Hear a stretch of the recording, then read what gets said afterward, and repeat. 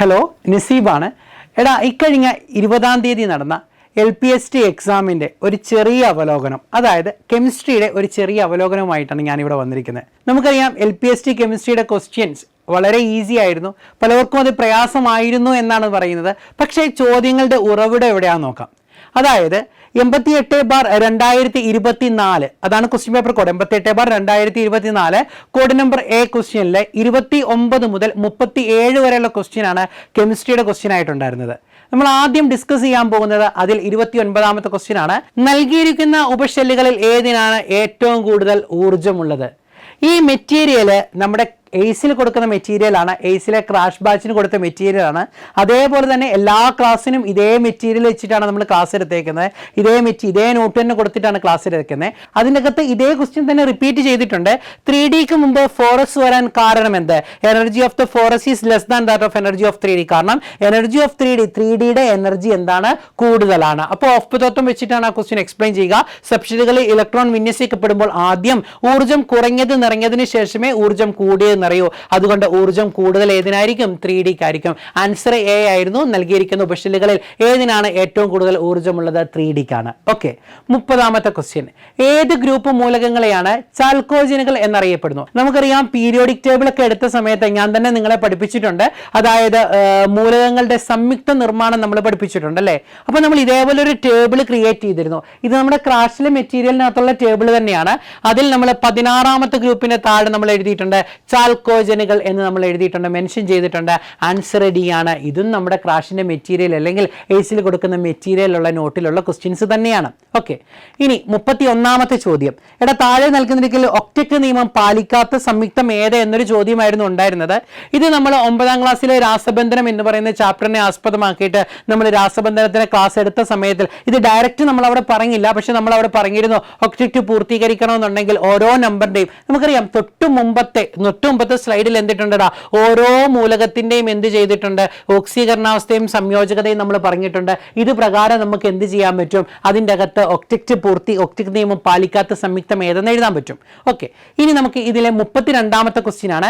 STPയിൽ 2 മോൾ hydrogen വാതകത്തിന്റെ വ്യാപ്തം കണ്ടെത്തുക. ഓക്കെ, ഇതേ ക്വസ്റ്റ്യൻ ഇവിടെ കിടക്കുന്നു. 44.8 ലിറ്ററിൽ എത്ര മോളുകളുണ്ട്? 2 മോളുകൾ.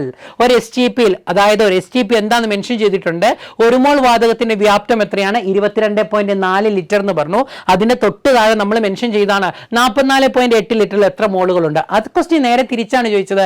STPയിൽ 2 മോൾ ഹൈഡ്രജൻ വാതകത്തിന്റെ വ്യാപ്തം കണക്കാക്കുക. എത്രയാണ്? 44.8 ലിറ്റർ. ഓക്കെ, ക്ലിയർ അല്ലേ? ഇനി 33ാമത്തെ ക്വസ്റ്റ്യൻ. ഏത് നിയമമാണ് ദ്രാവകത്തിന്റെ ഒരു വാതകത്തിന്റെ ലയനത്തെ വിശദീകരിക്കുന്നത്? 33ാമത്തെ ക്വസ്റ്റ്യൻ. ഏത് നിയമമാണ് ദ്രാവകത്തിൽ ഒരു വാതകത്തിന്റെ ലയനത്തെ വിശദീകരിക്കുന്നത്? എടാ, ഇത് നമ്മൾ ക്ലാസ്സിൽ കൊടുത്ത നോട്ടാ. അതായത് നമ്മൾ പറയുന്നുണ്ട്, അതായത് ലയനത്തെ സ്വാധീനിക്കുന്ന ഘടകങ്ങൾ നമ്മൾ പറയുമ്പോൾ താപനില പറയും, അതേപോലെ തന്നെ ലീനത്തിന്റെ സ്വഭാവം പറയും. അതിന്റെ കൂടെ തന്നെ നമ്മൾ പറയും മർദ്ദം സ്വാധീനിക്കുന്നുണ്ട്. എവിടെയാണ്? വാതകത്തിന്റെ മർദ്ദവും ലായകത്തിലെ ലയത്വവും തമ്മിലുള്ള ബന്ധമാണ് ഏത്? ഹെൻറീസ് നിയമം എന്ന് പറഞ്ഞിട്ടുണ്ട്. എന്നിട്ട് നമ്മൾ ആ ഹെൻറീസ് നിയമം എന്ത് ചെയ്യുന്നുണ്ട്? നമ്മൾ എക്സ്പ്ലെയിൻ ചെയ്യുന്നുണ്ട്. ഇത് 12th കെമിസ്ട്രിയിൽ നമ്മൾ പഠിക്കുന്നതാ. +2 സൊല്യൂഷൻ എന്ന് പറയുന്ന ചാപ്റ്ററിന്റെ അകത്ത് നമ്മൾ പഠിക്കുന്ന ടോപ്പിക്കാണ് ഇത്. നമ്മൾ NCERT ബേസ് ചെയ്തെടുത്ത ക്ലാസ് ആണ്. അതിൻ്റെ അകത്ത് നമ്മൾ എന്ത് ചെയ്തിട്ടുണ്ട്? പറഞ്ഞിട്ടുണ്ട്. ഇത് എയ്സിലെ ഒരു കുട്ടിയുടെ നോട്ട്ബുക്കാണ്. ആ നോട്ട്ബുക്കിൽ നമ്മൾ മെൻഷൻ ചെയ്തിട്ടുണ്ട്. ഹെൻറീസ് നിയമം നമ്മൾ പറഞ്ഞു കൊടുത്തിട്ടുള്ളതാണ്. ഇത് നമ്മുടെ ക്രാഷിൽ ഡിസ്കസ് ചെയ്താണ്, ക്ലാസ് റൂമിൽ ഡിസ്കസ് ചെയ്ത ക്വസ്റ്റ്യൻ തന്നെയാണ്. ഓക്കെ, 34ാമത്തെ ക്വസ്റ്റ്യൻ. താഴെ കൊടുത്തിരിക്കുന്നത് റീചാർജബിൾ അല്ലാത്ത ബാറ്ററി ഏതാ? 8ാം ക്ലാസ്സിലെ 6ാമത്തെ പാഠമായിട്ടുള്ള രാസമാറ്റങ്ങൾ എന്ന് പറയുന്ന ചാപ്റ്ററിന്റെ അകത്തെ ഏറ്റവും അവസാന ഭാഗത്തിനകത്ത് നമ്മൾ മെൻഷൻ ചെയ്തിട്ടുള്ളതാണ്. അതായത് വൈദ്യുത രാസപ്രവർത്തനം കഴിഞ്ഞതിന് ശേഷം പുനരുപയോഗിക്കാൻ കഴിയുന്നതും പുനരുപയോഗിക്കാൻ കഴിയാത്തതുമായിട്ടുള്ള രാസസെല്ല് അതിനകത്ത് മെൻഷൻ ചെയ്തിട്ടുണ്ട്. ഏതാണ്? Mercury cell. പുനരുപയോഗിക്കാൻ കഴിയാത്തത്. അവർ റീചാർജബിൾ അല്ലാത്ത, ഇംഗ്ലീഷിലാണ് അവർ ചോദിച്ചത്, റീചാർജബിൾ അല്ലാത്ത ബാറ്ററി പുനരുപയോഗിക്കാൻ കഴിയാത്തത് ഏതാണ്? മെർക്കുറി സെൽ, HG സെല്ലാണ്. ഓപ്ഷൻ C ആണ് ശരി ഉത്തരം. നമ്മൾ ഡിസ്കസ് ചെയ്തതാ. ഓക്കെ, ഇനി 35ാമത്തെ. മോൺസ് പ്രക്രിയ വഴി ശുദ്ധീകരിക്കാൻ കഴിയുന്ന മൂലകം ഏത്? എടാ നോക്കടാ, ഇത് നമ്മുടെ മെറ്റീരിയലാ. നമ്മുടെ ക്രാഷിന് കൊടുത്ത മെറ്റീരിയലാണ്. അതിൻ്റെ അതേപടി പറഞ്ഞിട്ടുണ്ട്. എത്രാമത്തെയാണ്? 12ാമത്തെ പോയിന്റിൽ പറയുന്നുണ്ട് മോൺസ് പ്രക്രിയ നിക്കൽ വേർതിരിക്കാൻ വേണ്ടി നമ്മൾ ഉപയോഗിക്കുന്നു. ഇതും നമ്മൾ പറഞ്ഞ ക്വസ്റ്റ്യനാ.